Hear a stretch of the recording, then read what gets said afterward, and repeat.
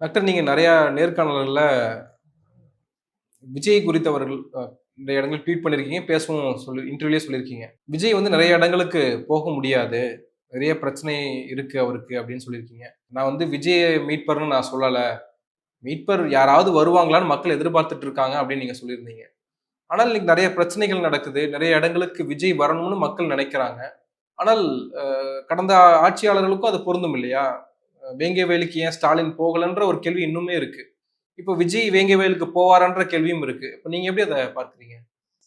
Actually இப்ப என்ன நடக்குதுன்னா, பொதுவாவே மீட்பர பத்தி நீங்களே சொல்ட்டீங்க. மக்கள் வந்து எல்லாம் இன்னும் ஒரு 100 வருஷம் கழிச்சு, 1000 வருஷம் கழிச்சு நீங்க வந்தீங்கனாலும், யார் என்ன காப்பாத்த போறான்ற மாரி தான் மக்கள் நெனைக்கிறாங்க. ஏன்னா, அவங்களோட தன்மை என்னன்னா, இதுக்கு பின்னாடி ஒரு வரலாற்று குறிப்பு இருக்கு. அத நம்ம சொல்லிடலாம். ஏன்னா, பொதுவா இந்தியால நமக்கு இந்த சனாதன அ நம்பிக்கைகள் இருக்கு. அந்த நம்பிக்கையில ரொம்ப முக்கியமான நம்பிக்கை, அந்த காலத்துல ஏன் அப்படி நம்புனாங்கன்னு தெரியல. பட் இப்போ பின்னோக்கி பார்க்கும்போது அபத்தமான நம்பிக்கை என்னன்னா, நான் எதுவுமே பண்ண வேண்டாம். நான் பக்தியோட இறைவான்னு கூப்பிட்டா இறைவன் அப்படியே டைம்னு வந்து எனக்கு அருள் பாலிப்பாரு. அவருக்கு வேலையே அதுதான். எனக்காக வந்து நிப்பாரு அப்படின்னு நீங்க ஏதாவது பெரிய புராணம் ஃபுல்லா இறைவன் வந்து என்ன காப்பாத்திட்டாரு. திருவிளையாடல் பண்ணி என்ன காப்பாத்திட்டாருன்னு சொல்லுவாங்க. நம்ம வாழ்க்கையிலலாம் திருவிளையாடலே நடக்க மாட்டேங்குது பாருங்க. நம்மளே தான் உழைச்சு செய்ய வேண்டியதா இருக்கு. அப்ப இந்த மாரி கதைகளை சொல்லி, இந்த மாரி சித்திரங்கள் உருவாக்கி, இப்ப நீ ஒண்ணுமே செய்யலனாலும் பரவால்ல, கடவுள் வருவாருன்னு சொன்னதுனால, பொதுமக்கள் என்ன நினைக்கிறோம், உண்மையிலே ஒண்ணுமே செய்ய வேணாம் போல இருக்கு. நம்ம சும்மா உட்காந்துக்கலாம். கடவுள் வேலை தானே அது வந்து செய்யட்டும் அப்படின்ற மாரி அவங்க நினைக்கிறாங்க. அப்போ முன்ன வந்து கடவுள் சிவபெருமான் வரணும். சிவபெருமான்ல கிருஷ்ண பெருமான் வரணும். கிருஷ்ணர்ல இயேசு கிறிஸ்து வரணும். யாரோ ஒருத்தர் வரணும். நான் மட்டும் எதுவும் செய்ய மாட்டேன்ற ஆட்டிட்யூட நம்ம வளர்த்து விட்டுட்டோம். அப்ப யாரோ ஒருத்தவங்க வந்து தான் இத செய்யணுன்றது நீங்க எங்க வேணா பாருங்களேன். ரோட்ல அப்படியே குப்பைய போட்டு போவாங்க. அவங்க வீட்டு வேலை அவங்க செய்ய மாட்டாங்க. அவங்க வீட்ல இருக்கிற ஏதோ ஒரு வேலைய ரொம்ப நாள் மெத்தனமா தள்ளி போட்டுட்டே வருவாங்க. ஏன் நீங்க இத கம்ப்ளீட் பண்ணலன்னா, பார்த்துக்கலாம். அது நடக்கும்போது நடக்கும். அதுக்கு நேரம் வரும்போது செய்யலாம். இதெல்லாம் என்ன சால்ஜாப்புன்னா, அவங்க செய்றதுக்கு முனைப்பு இல்ல. என்னைக்கோ யாராவது வந்து செய்யட்டுமே அப்படின்ற ஒரு அசால்ட் அவங்களுக்கு இருக்கு. அப்ப யாராவது அந்த இன்னும் அந்த வீட்லயே ஒரு வீடு எடுத்துக்கிட்டீங்கன்னா, நெறைய பொறுப்புகள் சில பேர் செய்யவே மாட்டாங்க.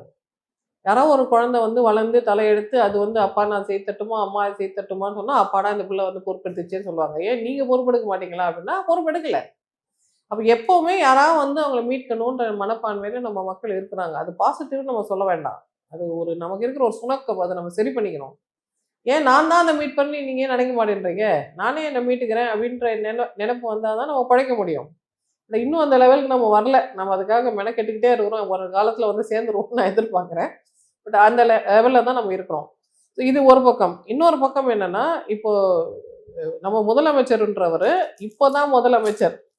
பட் நெடுங்காலத்துக்கு அவர் ஒரு கதாநாயகன். இப்பயும் மக்கள் அவர முதலமைச்சர்ன்றத விட கதாநாயகனா தான் பார்க்குறாங்க.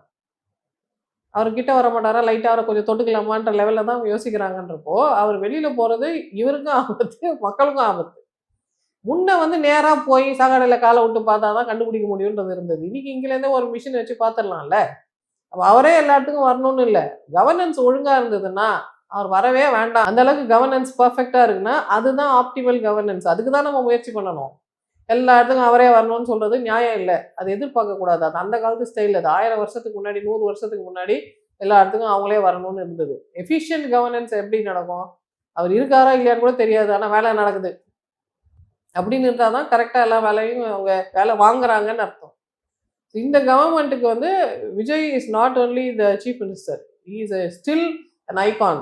ஆனா கடந்த காலங்கள்ல பாதிக்கப்பட்ட இடங்களுக்கு ஸ்டெர்லைட்ல இப்போ இஷ்யூ இப்ப ஆனப்போ, ஸ்டெர்லைட்லயோ அனிதா இறப்புக்கு அனிதா இறப்புக்கு, வேங்கை வயல்ல மத்த இடங்கள்லலாம் இப்போ for example miss Edappadi Palaniswami hero கிடையாதுல்ல. எடப்பாடி பழனிசாமி கூட நான் செல்ஃபி எடுப்பேன். அவர தொட்டு பார்த்தே தீருவேன்னு யாரும் சொல்லப் போறதில்ல. அவர் தான் என் கனவு கண்ணன்னு யாராவது சொல்லியிருக்காங்களா? நீங்க பார்த்துருக்கீங்களா? அவங்க எங்க அண்ணன், என் தம்பி, என் பையன் அப்படிலாம் யாருமே சொன்னதில்ல. என் சீஃப் மினிஸ்டர் மட்டும் தான் சொல்லுவாங்க. கரெக்ட்? அவர வெறுமனே ஒரே ஐடென்டிட்டி தான். My chief minister. ஆனா விஜய்க்கு 2, 3 ஐடென்டிட்டி இருக்கு. அவர அவங்க வீட்ல ஒரு நபரா நெறைய பேர் பார்க்குறாங்க. இன்னும் அவரு ரொம்ப இளமையான கதாநாயகன் நெனைக்கிறவங்க இருக்கிறாங்க. அதுக்கப்புறம் தான் அவர் சீஃப் மினிஸ்டர். ஸோ இந்த மீதி 2 ஐடென்டிட்டியும் அழிச்சா தான் அந்த 3வது ஐடென்டிட்டில அவர் சக்சஸ்ஃபுல்லா இருக்க முடியும். அது ரொம்ப லாங் ப்ராசஸ். அதுக்கு நெறைய டைம் ஆகும். அதுவரைக்கும் அவர் பத்திரமா இருக்கணும்னா, he should not go everywhere. That is not possible. அவருக்கு இருக்கிற ஒரு டிசபிலிட்டி அது. அந்த டிசபிலிட்டிய அவர் எப்படி சாமர்த்தியமா ஓவர் கம் பண்றாருன்னு பார்ப்போம். ஏன்னா அந்த மோகத்த குறைக்க வேண்டியது அவருடைய பொறுப்பு தானே. அந்த மோகத்தை குறைக்க வேண்டியது எங்களோட பொறுப்பு. மக்கள் மனசை செம்மைப்படுத்துவது முதலமைச்சர் வேலையா எப்ப இருந்தது? முதலமைச்சர் அவரோட முதலமைச்சர் வேலையை கவர்னன்ஸ் செய்யணும். இந்த மனசை செம்மையாக்குறது, மக்களை அறிவு வளர்க்குறது, அவங்களுக்கு இன்னும் மேன்மையான சிந்தனைகள் குடுக்கறதுக்கு ஒரு ஔவையாரு, ஒரு திருவள்ளுவர் அவங்களே எப்போ சீஃப் மினிஸ்டரா இருந்தாங்க? அவங்களாம் சீஃப் மினிஸ்டர் கிடையாது. உங்க அறத்தை சொல்லி தரவங்க, பண்பு சொல்லி தரவங்க, இதெல்லாம் சொல்லி தரவங்க வேற கேரக்டர், வேற சப்ஜெக்ட், வேற டிபார்ட்மெண்ட். சீஃப் மினிஸ்டர் எப்போ எந்த காலத்துல செய்தாங்க? ராஜராஜ சோழன் எப்போ அறநூல் எழுதினார்? யாரும் எழுதலையே இல்லையா? கவர்னன்ஸ் பண்றவங்க கவர்னன்ஸ் தான் பண்ணுவாங்க. இந்த டிபார்ட்மெண்ட் தனி. அது முன்ன சாமியார்கள் வச்சிருந்த டிபார்ட்மெண்ட் இவ எங்க கிட்ட வந்திருக்கு. அதனால நாங்க தான் செய்யணும். ஒரு முறை நம்ம வாய்ப்பு கொடுத்து பார்க்கலாம்னு நினைச்ச மக்கள் இருக்காங்களே, இப்ப அந்த மக்கள் அவரே சொன்னாரு, நான் நேர்ல வரேன், நீங்க ஜெயிக்க வச்சீங்கன்னா நான் ஒவ்வொரு கிராமத்துக்கும் நான் நேர்ல வரேன்னு சொன்னார்ல. இப்ப அதை பண்ணாருன்னா அந்த மோகம் குறையும். இன்னும் கொஞ்ச நாள் கழிச்சு இந்த மக்கள் கொஞ்சம் தணிஞ்சு இவரை வெறுமனே ஒரு சீஃப் மினிஸ்டரா பாக்குற காலம் வரும்ல. அவர் ஹீரோன்ற அந்த அந்த நினைவு அவங்களுக்கு கொஞ்சம் மழுக்கடிக்கப்பட்ட பிறகு, ஒரு கதாநாயகன்லாம் இல்லை, நம்மளோட சீஃப் மினிஸ்டர்னு அவங்க நினைக்கும் போது அது பாசிபிள். இப்போ சுட சுட இப்போதான் படமே இன்னும் ஜனநாயகன் வந்துருச்சுன்னா இன்னும் அதோட பிரச்சனை எப்படி இருக்கும்னு தெரியாது. இன்னும் அவர் கதாநாயகன்ற அந்த பிம்பத்தை விட்டு வெளியில வராததுனால இப்போ கொஞ்சம் எச்சரிக்கையா இருக்குது. இந்த டிரான்சிஷன் முடியட்டும், அப்புறம் maybe he can to it. ஆனா மக்கள் அது வரைக்கும் மக்கள் ஏத்துப்பாங்களான்ற ஒரு கேள்வி. மக்கள் இவ்வளவு பேராசை எல்லாம் படக்கூடாது சார். உங்களுக்கு ஹீரோவும் வேணும், சீஃப் மினிஸ்டரும் வேணும், ஒரே ஆள் விஸ்வரூபம் எடுத்து காட்டணும்னா ஏன் இவ்வளவு பேராசை? ஒரு ஆள் ஒரு வேலையை மட்டும் செய்யறதுக்கே டைம் இல்லை. இத்தனை வேலைகளை ஒரு ஆள் தலையில கட்டக்கூடாதுல்ல. இதுதான் பொதுமக்கள் கிட்ட நம்ம சொல்ல வேண்டியது. இவங்க பொதுமக்களுக்கு சரி ஒருத்தர் கிடைச்சா போதும், அவங்களை கசக்கி புழிஞ்சி சாப்பிட்டு முடிச்சுப்பாங்க. அவங்க பொதுமக்களையும் நீங்க அவங்க பாவம் ஒண்ணுமே தெரியாதுன்னா சொல்லக்கூடாது. அவங்ககிட்டயும் சில குறைகள் இருக்கு, அதை அவங்களும் நிவர்த்தி பண்ணணும். நீங்க பாப்பீங்க, ஒரே ஒரு ஆபீஸ்ல ஒரு ஆள் ஒழுங்கா வேலை செய்யறாங்கன்னு வச்சுக்கோங்களேன், அந்த வேலையை வெறுக்கிற அளவுக்கு அவங்கள வேலை தலையில கட்டிடுவாங்க.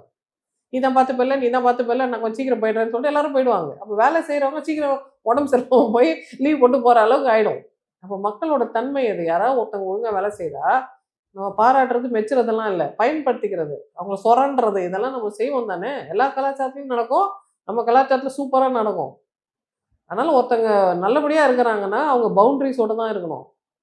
பவுண்டரி இல்லாம இருக்கிறது தான் அன்புன்னு நீங்க சொன்னீங்கன்னா நான் ஒத்துக்குவேன். அன்பும் நம்ம சொல்லுவோம்ல, அன்புக்கும் உண்டு அடைக்கும் தாள்னு சொல்லுவோம்ல, அன்புக்கு தான் வேணும் அடைக்கும் தாள். ரொம்ப அன்பு இருந்ததுன்னு வச்சுக்கோங்களேன், அவங்க கணிஞ்சு கணிஞ்சு செய்ய ஆரம்பிச்சிருவாங்க.